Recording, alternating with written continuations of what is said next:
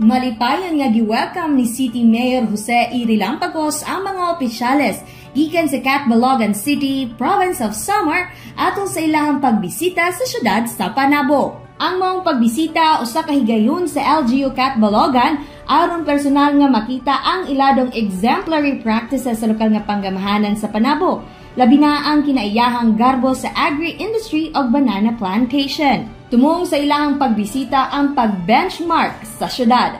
Diin parte kini aron mapangusgan ang ilang inisyatibong Derecho Uswag Development Agenda na nagapamatuod sa aktibong pagpangulo o pagdumala sa gobyerno sa usa ka lokalidad. Highlight sa ilahang pagbisita ang pag-adto sa Modified DAPCO Scheme Agrarian Reform Cooperative o MDS-ARCO sa Barangay DAPCO ug Panabo Mariculture Park nga matud pa ni Catbalogan City Mayor Dexter Uy.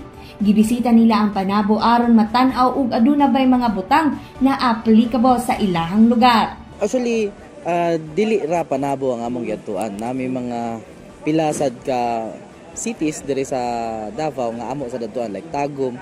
Pero amo na lang giisa-isa like karon sa Panabo ang banana plantation, ang mariculture, among gipangita nga basin applicable ba sa among lugar sad na pwede namo ma-apply dito kay kani nga mga butang very important man sad ni siya like mariculture, isa siya sa food security gyapon nya.